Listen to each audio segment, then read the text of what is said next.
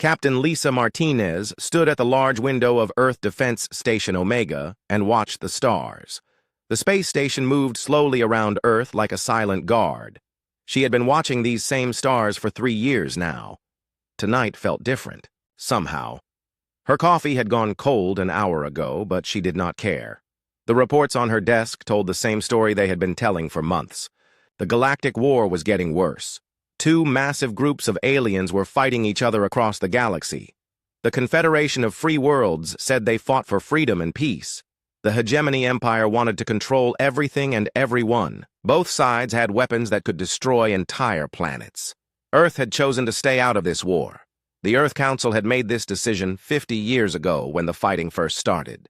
They remembered what happened to other worlds that picked sides. Some were bombed until nothing lived on them. Others became slaves to whoever won. Earth wanted neither fate.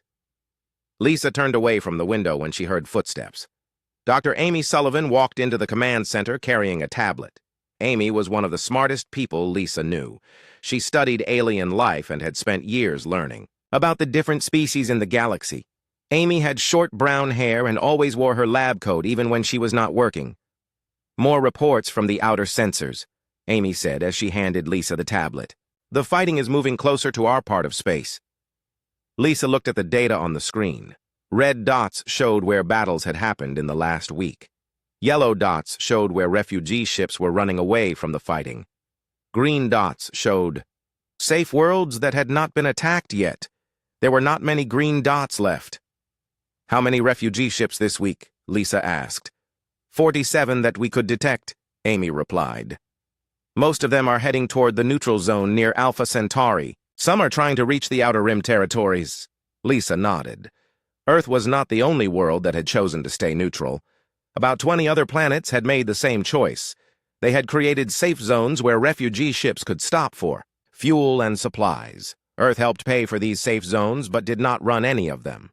The Earth Council thought it was safer that way. "Any of them heading toward Earth?" Lisa asked. "Not yet," Amy said. "Our location is still secret from most of the galaxy. The Confederation knows where we are, but they respect our neutrality. The hegemony thinks we are just another primitive world that has not developed space travel yet." This was true. Earth had been very careful about how much technology they showed to the galaxy.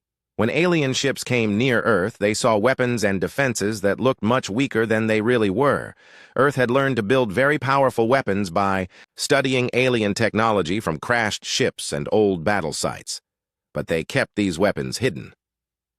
Commander Kate Williams entered the command center just as Amy finished speaking. Kate was in charge of Earth's small fleet of warships.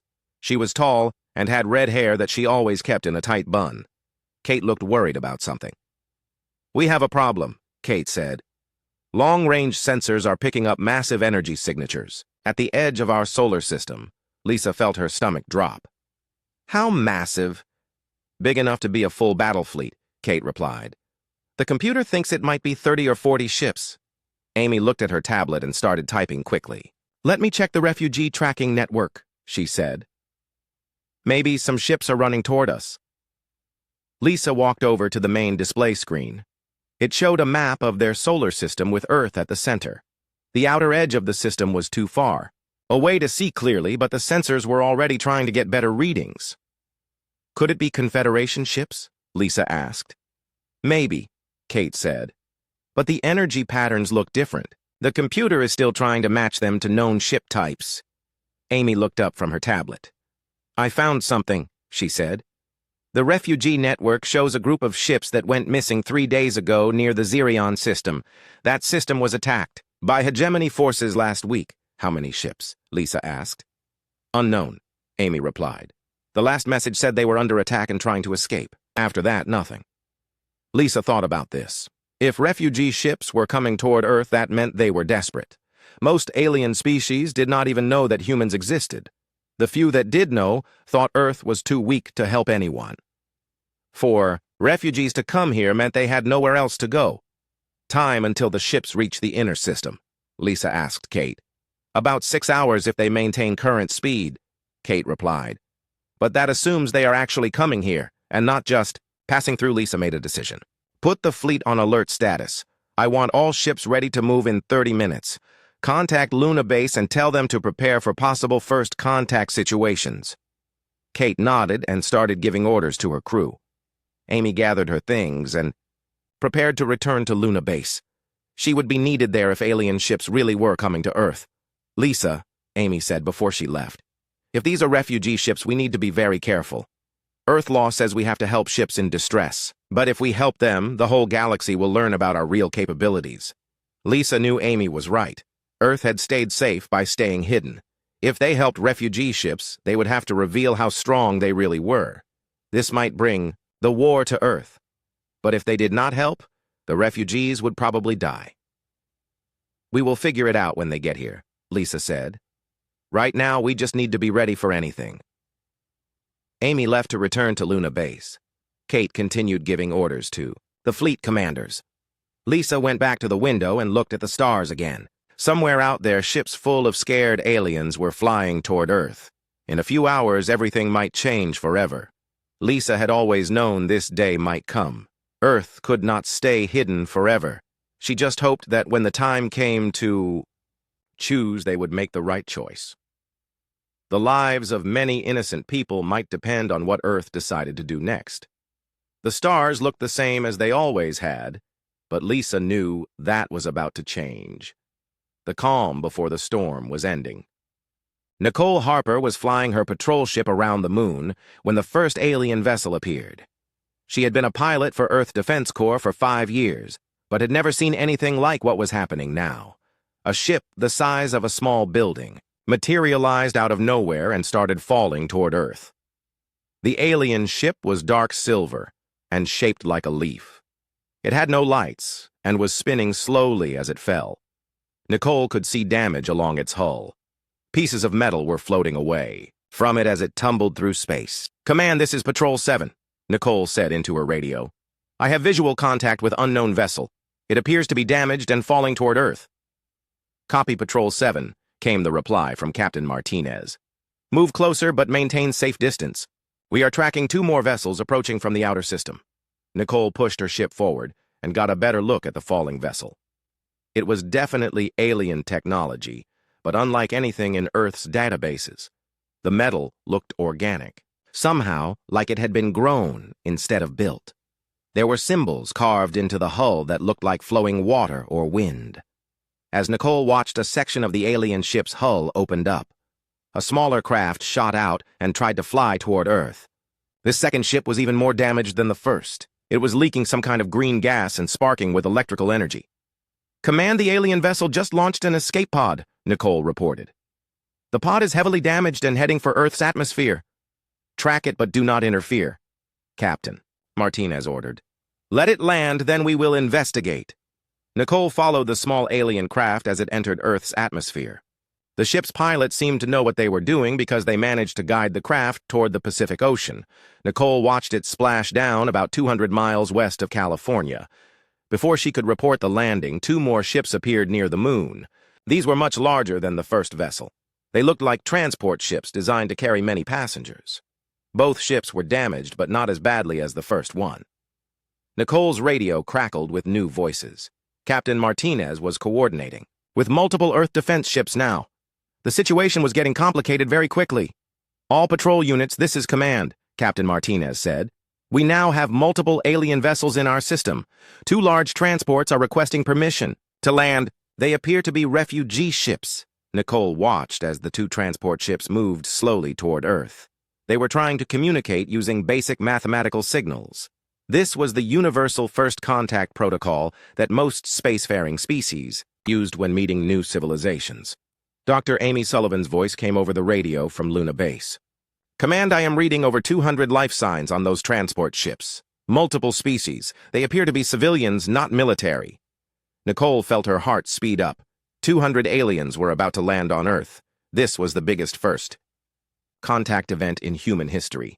She wondered if Earth was ready for something this important. "Patrol 7, proceed to the crash site in the Pacific," Captain Martinez ordered. "Medical teams are already on the way. We need you to secure the area." Nicole turned her ship toward Earth and flew down through the atmosphere. The ocean looked calm and blue below her. She could see the alien escape pod floating on the surface. It was still sparking, but appeared to be intact. Earth defense boats were already racing toward the crash site. Nicole could see helicopters approaching from the west. Everyone was moving fast but trying to be careful. No one knew what to expect from their first contact with alien refugees. Nicole landed her ship on the water near the alien pod. She put on her environmental suit and prepared to go outside. As she opened her ship's airlock, she could smell something strange in the air. It was sweet like flowers, but also sharp like metal. The alien pod was about the size of a car. Its hull was the same organic-looking metal as the larger ship. Nicole could see a window or viewing port near what she thought was the front. The glass was cracked, but not broken. Dr. Sullivan's medical team arrived in a large boat just as Nicole was examining the pod. Amy was wearing a full hazmat suit and carrying equipment Nicole had never seen before. The medical team moved quickly to set up their gear. "Can you see inside the pod?" Amy asked Nicole over the radio. Nicole moved closer to the viewing port and looked through the cracked glass. Inside, she could see a figure slumped over what looked like a control panel. The being appeared to be unconscious. It was tall and thin with pale skin and long silver hair. Its ears were pointed like in old human stories about elves. "I can see one occupant," Nicole reported.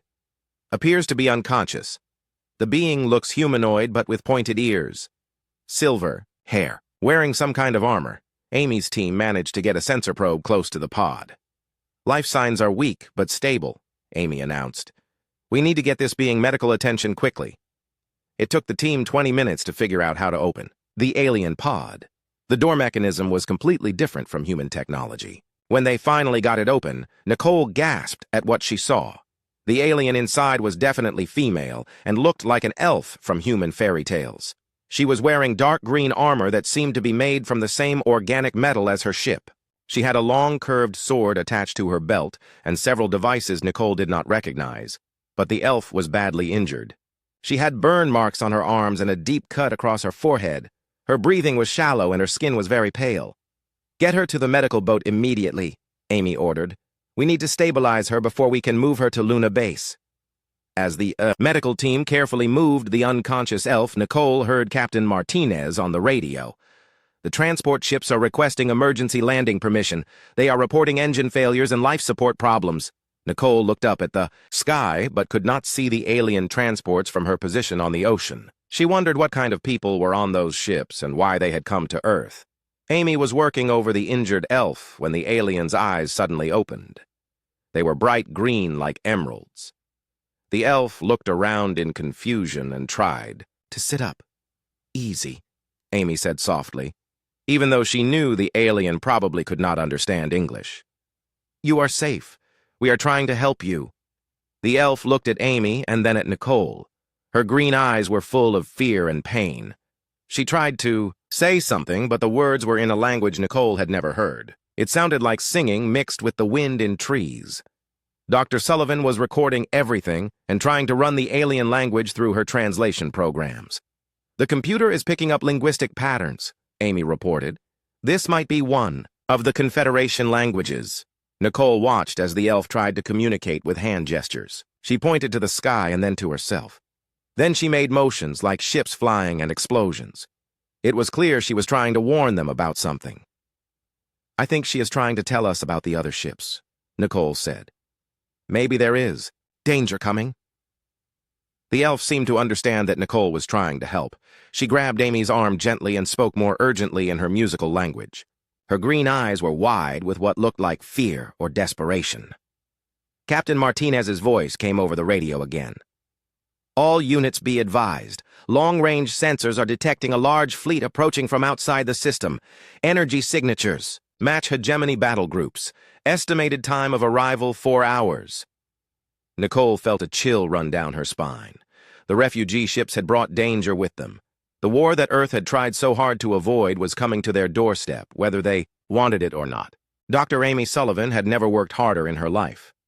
The medical bay at Luna Base was full of injured aliens from the refugee transports. The elf warrior they had rescued from the ocean was lying on the main medical table. Her name was Lirelei. Night breeze, and she was trying to warn them about something terrible. Amy had managed to get the translation program working well enough for basic communication. Lyra Lai spoke with a voice like music, but her words carried urgent warnings. Hegemony ships hunt us, Lyra Lai said in broken English. They follow refugee ships. They kill all who help refugees. Earth in great danger now. The medical scanners showed that Lyra Lai had been badly hurt in a space battle. She had burns from energy weapons and several broken bones, but she refused to rest while her people were in danger. We must speak to Earth leaders, Lyra Lai continued. The data we carry is very important. It can stop the war, but only if Confederation receives it safely.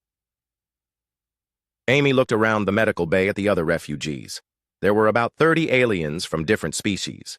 Most looked like they had not eaten a good meal in weeks. Their clothes were torn and dirty. Many had injuries from the fighting on their home worlds. One alien in particular had been helping Amy translate. Her name was Zara Keth, and she came from a mining world called Zarion. Zara was young with blue skin and large black eyes. She had learned some English by listening to old Earth radio broadcasts that had reached her planet years ago. My world was peaceful, Zara told Amy. We mined crystals and sold them to traders. Then Hegemony came. They said we must join them or die. When we refused, they bombed our cities. Zara's story was similar to what Amy had heard from the other refugees. The Hegemony was conquering every world they could reach. They wanted to control all trade and resources in the galaxy. Any world that refused to join them was destroyed. How many people escaped from your world? Amy asked Zara. Very few, Zara replied sadly. Maybe 10,000 from a population of 50 million. The Hegemony does not like to leave witnesses when they take a world. Amy felt sick thinking about so many innocent people being killed. She had read reports about the Galactic War, but hearing first-hand accounts made it much more real. Captain Martinez entered the medical bay, followed by a woman Amy had never seen before. The stranger was older with gray hair and wore the uniform of a high-ranking Earth defense official. Her face looked very serious. This is Admiral Rebecca Torres, Captain Martinez said. She has come from Earth Command to handle this situation. Admiral. Torres looked around the medical bay and then at Lyra Lai, who was trying to sit up despite her injuries. I understand you carry important information, Admiral Torres said to the elf warrior. Lyra Lai nodded. Project Void, she said. Hegemony builds weapon that can crack planets like eggs.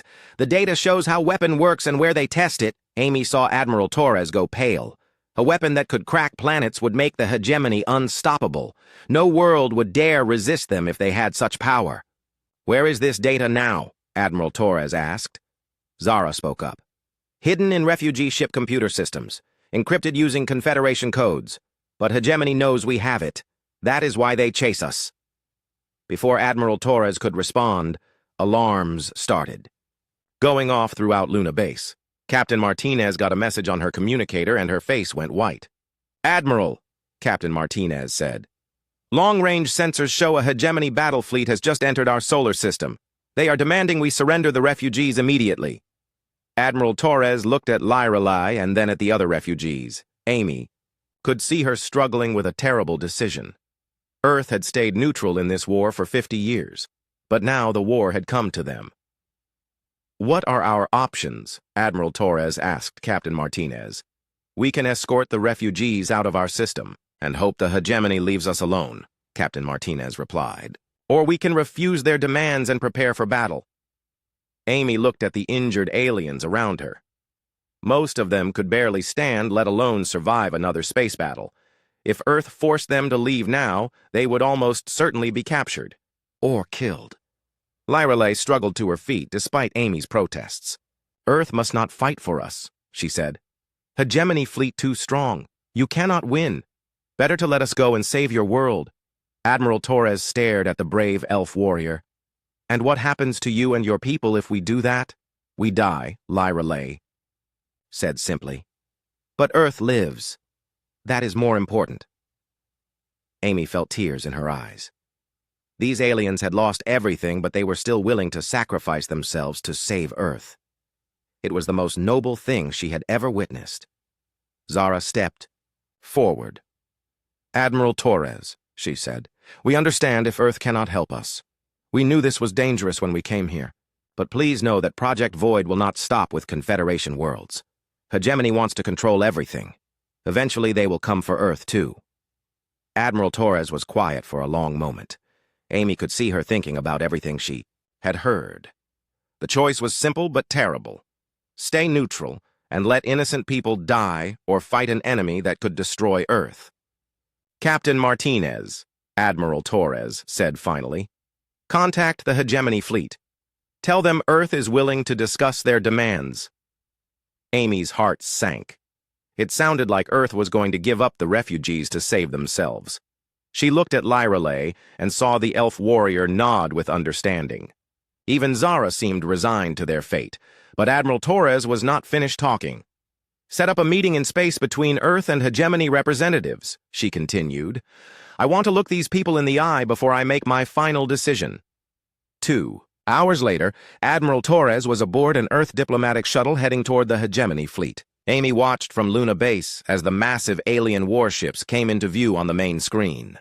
There were over 40 ships, each one larger than anything Earth had ever built. The lead Hegemony ship was black as space and covered with weapon turrets. It looked like it was designed for one purpose only: destroying other ships and planets. Amy listened as Admiral Torres made contact with the Hegemony commander. The alien voice that replied was cold and mechanical. I am Commander Vera Blackstone, of the Hegemony Third Fleet, the voice said. You are harboring war criminals and stolen military intelligence. Surrender them immediately or face the consequences. Admiral Torres remained calm. Earth is a neutral world. We provide aid to ships in distress regardless of their origin. The beings you call criminals appear to be refugees fleeing a war zone. There are no refugees in this conflict, Commander Blackstone replied. There are only loyal Hegemony citizens and enemies of peace. These aliens have committed acts of terrorism against lawful Hegemony expansion. Amy could hear the anger in Admiral Torres' voice when she replied. Terrorism? You mean defending their homes from invasion? We have brought order and prosperity to over 300 worlds, Blackstone said. Those who resist our guidance bring suffering upon themselves. Admiral Torres was quiet for a moment. When she spoke again, her voice was very cold. Commander Blackstone, let me be clear about something. Earth has remained neutral in your war because we hoped rational beings could settle their differences peacefully, but if you threaten innocent refugees under our protection, you will discover that neutrality has its limits. Are you threatening the Hegemony? Blackstone asked. Her voice sounded amused. I am informing you that Earth considers the refugees to be under our protection, Admiral Torres replied. Any attack on them will be considered an attack on Earth itself. Amy held her breath. Admiral Torres had just declared that Earth would fight the entire Hegemony fleet to protect a group of alien refugees. It was either the bravest or most foolish thing she had ever heard. Commander Blackstone's laughter came over the radio. Your primitive world has 12 small warships against my battle fleet of 43 vessels. Even your combined nuclear arsenal could not damage one of my dreadnoughts. Surrender the criminals now, or I will demonstrate why resistance is futile. Admiral Torres ended the communication without another word. Amy watched as the diplomatic shuttle returned to Luna Base. When Admiral Torres arrived in the medical bay, she looked directly at Lyreley. It appears Earth is no longer neutral in this war, she said. The battle for Earth began at dawn. Captain Lisa Martinez stood in the command center of Defense Station Omega, watching 43 Hegemony warships move into attack formation. Earth's 12 defense ships looked tiny compared to the alien fleet, but Lisa was not afraid. She had a plan. Lyreley Nightbreeze stood beside her despite still being injured. The elf warrior had insisted on helping defend Earth, even though Dr. Amy Sullivan wanted her to stay in the medical bay. Lyreley knew more about Hegemony tactics than anyone else on Earth. Their dreadnoughts will attack first, Lyreley explained, to Lisa. They like to show their power by destroying the biggest targets. They think fear will make enemies surrender quickly. Lisa nodded. Good. Let them focus on the defense stations. Commander Williams has our ships positioned where the Hegemony cannot see them. On Luna Base, Dr. Sullivan was working with Zara Keth to decode the stolen hegemony data. They had discovered something terrible. Project Void was not just a planet-cracking weapon. It was being tested on Earth's moon in less than 6 hours. "We have to warn them," Zara said as she looked at the decoded files. "The weapon fires from long range. Even if Earth wins this battle, the moon will still be destroyed." Amy activated the emergency communication system. "Command, this is Luna Base. We have decoded the hegemony files. Project Void will target the moon in 6 hours regardless of the battle outcome." Lisa heard the message and felt her blood go cold. The hegemony was using this attack as a test for their new weapon. Even if Earth somehow won the battle, they would lose the moon and probably millions of people. "How do we stop it?" Lisa asked over the radio. "The weapon is on a mobile platform somewhere in deep space," Amy replied. "We need to find it and destroy it before it can fire." Lyrelay looked at the tactical display showing the positions of all the ships. "The weapon platform will be protected by their fastest ships, probably hidden behind one of the gas giants in your outer system." Lisa made a quick decision. "Commander Williams, take half our fleet and search for the weapon platform. I will handle the main battle here." Nicole Harper was piloting one of the ships in Williams' squadron. She had never been in a real space battle before, but she was ready to defend her home. The 6 Earth ships moved quickly toward the outer system, while the hegemony fleet focused on the defense stations. The first hegemony attack came exactly as Lyrelay had predicted. 3 massive dreadnoughts fired energy beams at Defense Station Alpha.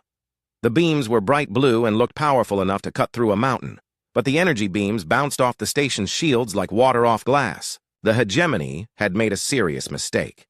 They thought Earth technology was primitive, but Earth had been studying alien technology for 50 years. Their shields were much stronger than they appeared. Commander Vera Blackstone's voice came over. "The communication system." She sounded surprised and angry. "Impossible," she said. "Our intelligence reports indicated this world had barely achieved spaceflight." Lisa smiled as she activated Earth's hidden weapons. "Your intelligence was wrong, Commander. Earth has been ready for this war for a very long time. Defense Station." Omega revealed its true firepower. Hidden weapon ports opened along the station's hull. Instead of energy beams, Earth used kinetic weapons. Massive rail guns fired solid metal projectiles at incredible speed. The hegemony shields were designed to stop energy weapons. They were not ready for chunks of metal moving at significant fractions of light speed. Lisa watched with satisfaction as her rail guns punched holes through 2 hegemony cruisers. "All Earth ships, this is command," Lisa announced. "Execute battle. Plan Prometheus. Show them what humans can do when we fight for our home." Earth's remaining 6 ships came out of hiding behind asteroids and space debris. They had been invisible to hegemony sensors using advanced stealth technology. Now they attacked the alien fleet from 6 different directions at once. The hegemony ships were powerful, but they were not ready for Earth's tactics. Humans had studied every major space battle in galactic history. They knew how to turn superior. Numbers against an enemy. Nicole's ship was part of Commander Williams' squadron searching for the weapon platform. They found it hiding behind Jupiter just as Lyrelay had predicted. The platform was enormous and shaped like a long metal spike. It was protected by 12 fast attack ships. "There it is," Williams said over the radio. "The weapon platform is charging up for a shot at the moon. We have maybe 30 minutes before it fires." Nicole looked at the tactical display. 12 enemy ships against 6 Earth ships. The odds were bad, but not impossible. Earth ships were smaller and faster than hegemony vessels. "All ships focus fire on the weapon platform," Williams ordered. "Ignore the escort ships. We need to destroy that weapon before it can fire." Nicole pushed her ship toward the massive weapon platform. Enemy ships fired at her, but she managed to dodge most of their attacks. Her ship's armor took some damage, but nothing critical. Back at Earth, the main battle was turning in humanity's favor. The hegemony had expected an easy victory against a primitive world.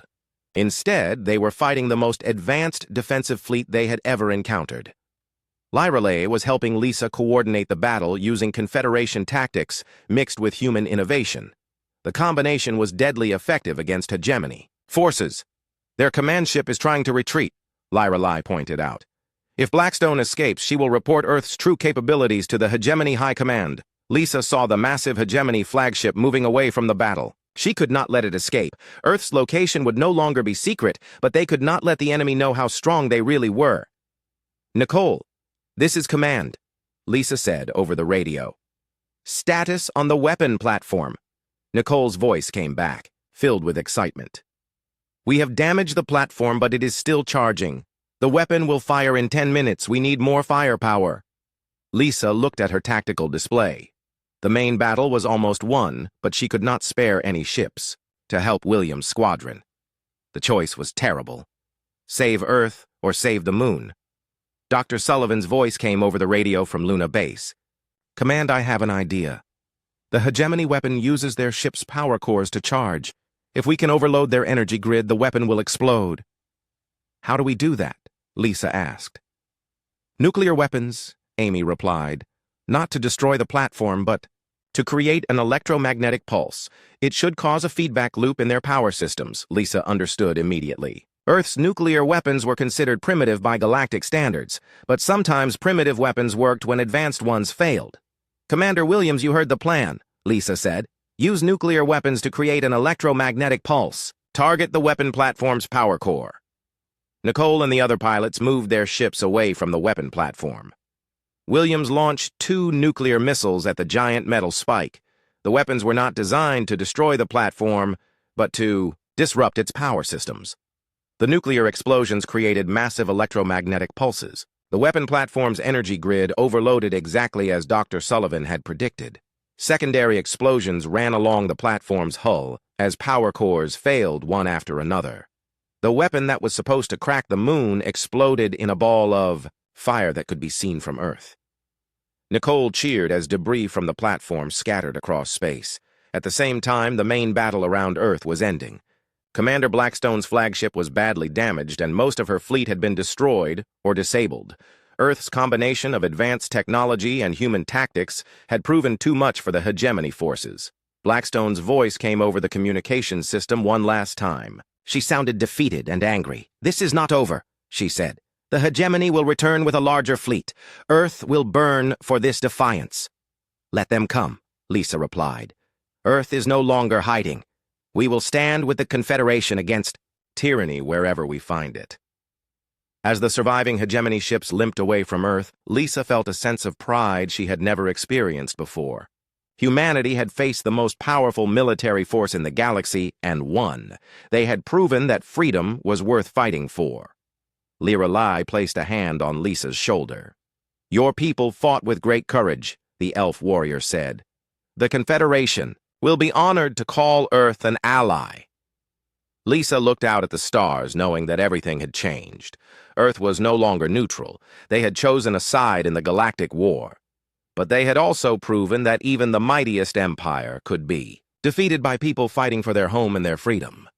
The battle was over, but the war for the galaxy was just beginning. 6 months after the battle, Admiral Rebecca Torres stood in the new Galactic Relations Center on Luna Base. Through the large windows, she could see construction ships building the first Earth embassy for alien visitors. The galaxy would never be the same, and neither would Earth. Dr. Amy Sullivan walked into the room carrying a report about the Refugee Integration Program. In the months since the battle, over 2,000 aliens had come to Earth seeking safety. Most were from worlds that had been destroyed by the hegemony. Earth had welcomed them all. "How are our new citizens adapting?" Admiral Torres asked Amy. "Better than expected," Amy replied. "Zaraketh has been instrumental in helping other refugees adjust to life on Earth. She has started a cultural exchange program on Mars, where many of the refugees have chosen to settle." Admiral Torres smiled. The young alien engineer had become one of Earth's most valuable ambassadors. Zara had a gift for helping different species understand each other. Her work on Mars had created the first truly multi-species colony in human space. "And what about our military situation?" Torres asked. Amy's expression became more serious. "The Confederation has officially welcomed Earth as a full member. Captain Martinez has been promoted to lead the new Interstellar Defense Command. Commander Williams is training mixed human and alien crews on our latest ships." The war against the hegemony was far from over, but Earth's entry had changed everything. "Yep, Data that Lyrelai and the refugees had brought about Project Void had allowed the Confederation to develop countermeasures. The hegemony's superweapon was no longer unstoppable. More importantly, Earth's victory against Commander Blackstone had inspired dozens of other worlds to join the fight against the hegemony. The empire that had seemed unstoppable just months ago was now facing rebellions on multiple fronts. Nicole Harper entered the room wearing the uniform of the new Interstellar Patrol Service. She had been promoted after her heroic actions during the battle and now trained pilots from multiple species. Her students included humans, elves, and several other alien races. Admiral, Nicole said, "The Confederation Council is ready for your address." Torres nodded. Today she would formally announce Earth's new role in galactic affairs. Humanity was no longer content to hide behind neutrality while innocent people suffered. They had chosen to stand for freedom and justice, no matter the cost. The three women walked to the communication center where a holographic projector had been set up. This device would carry Torres' message to every Confederation world simultaneously. It was technology that Earth had only dreamed of months ago. As the hologram activated, Torres could see representatives from dozens of different species. Some looked almost human while others were completely alien. But all of them shared the same goal. They wanted to stop the hegemony from conquering the galaxy. "Representatives of the Confederation of Free Worlds," Torres began. 6 months ago, Earth was a hidden world that wanted nothing to do with galactic politics. Today, we stand proudly as your newest member and strongest ally. She paused as cheers and expressions of approval came from alien representatives. Earth's reputation had grown tremendously since the battle.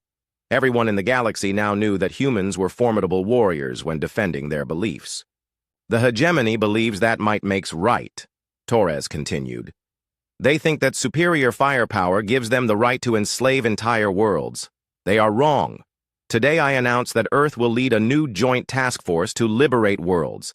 Under hegemony occupation, more cheers came from the alien representatives. This was exactly what they had hoped to hear. Earth's advanced military technology combined with human tactical innovation could turn the tide of the war. After the address, Torres walked to the medical center where Lirelei Nightbreeze was teaching combat techniques to Earth Defense Corps soldiers. The elf warrior had recovered completely from her injuries and had chosen to stay on Earth as a military advisor. Lirelei had become something of a legend among Earth's military. Her knowledge of hegemony tactics and Confederation fighting techniques had helped create the most effective anti-hegemony strategies ever developed. "How are the recruits progressing?" Torres asked Lirelei. "Very well," the elf replied. "Humans learn quickly and are naturally innovative in combat. Combined with proper training, they will be among the finest warriors in the galaxy." Torres watched as human and alien soldiers practiced together. The sight would have been impossible to imagine just months ago. Now it represented the future of the Confederation military. "Any word from the front lines?" Torres asked. Lirelei smiled. "Excellent news. 3 more worlds have been liberated this week. The hegemony is retreating on multiple fronts. Their empire is finally starting to crumble." This was the best news Torres had heard in weeks. The Joint Task Force was working exactly as planned. Human technology and tactics combined with alien knowledge and experience were proving unstoppable. Dr. Sullivan joined them in the training center. She had been busy establishing communication protocols between Earth and dozens of alien species. Her work had made it possible for the Joint Task Force to coordinate effectively. "Admiral," Amy said, "I have received a message from the Zarion system. Zaraketh's homeworld has been liberated. The surviving population is asking if they can join our refugee settlement on Mars." Torres felt a warm feeling in her chest. Zarion was where this whole adventure had started. Zara's people had suffered terribly under hegemony rule, but now they had a chance to rebuild their civilization. "Of course," Torres replied. "Mars has plenty of room and Zara will be thrilled to reunite with more of her people." The group walked to the observation deck where they could see Earth hanging in space below them. The planet looked peaceful and blue, but Torres knew it was now one of the most heavily defended worlds in the galaxy. Earth had learned from the first attack and was ready for anything the hegemony might try next. "Do you ever regret our decision to get involved?"